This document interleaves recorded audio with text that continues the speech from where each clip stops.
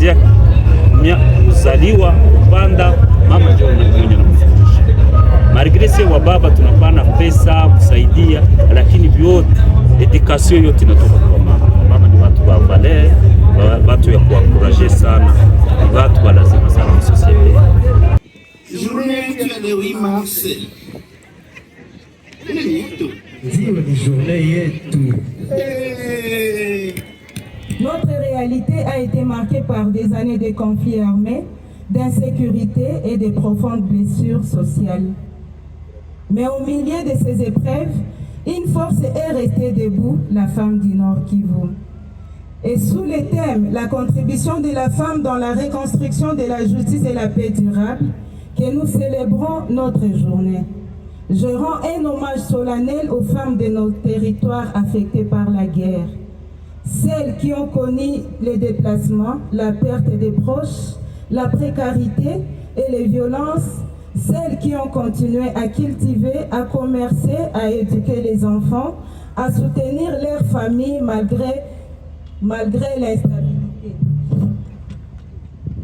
l'instabilité dans les zones récemment libérées. Ce sont les femmes qui ont maintenu la vie communautaire, protégé les valeurs sociales et préservé l'espoir. Leur résilience n'est pas seulement une capacité d'endurance, c'est une puissance de reconstruction. Elles sont les premières bâtisseuses de la paix au quotidien. Malgré leur engagement constant, les femmes demeurent trop souvent sous-évaluées par les processus officiels de la paix et de justice.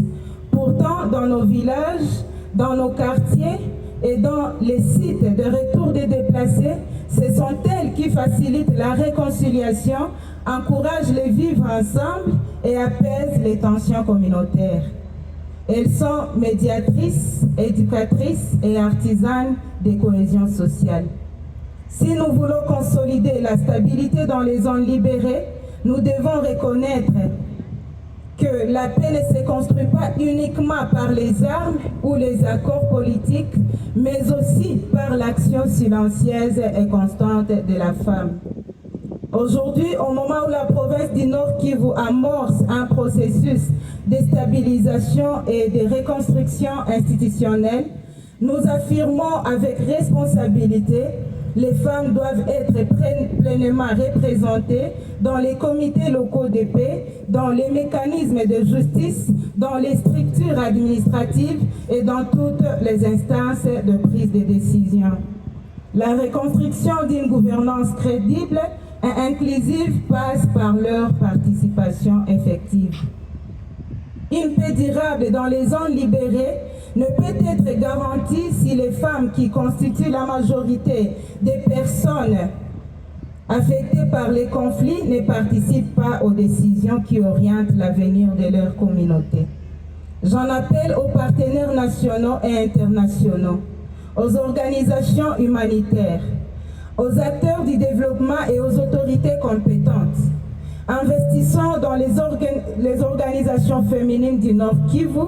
Ces organisations sont en première ligne pour l'accompagnement des survivantes de violences, la médiation communautaire, l'éducation à la paix et la promotion des droits humains.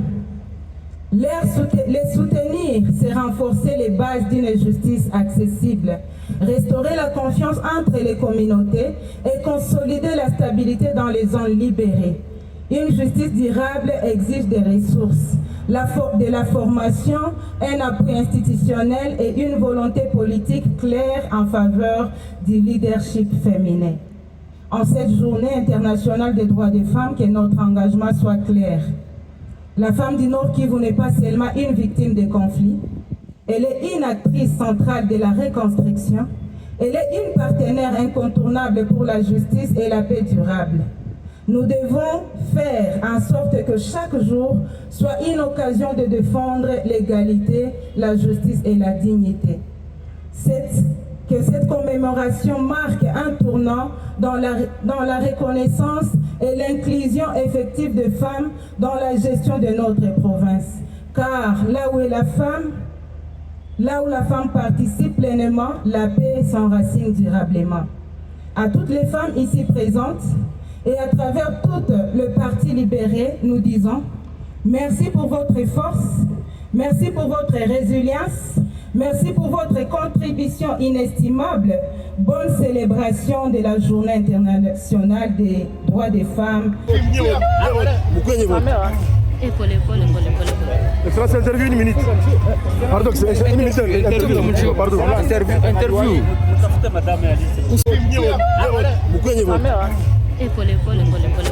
Excellence, interview, une minute. Pardon, c'est une minute. Interview. Pardon. Interview.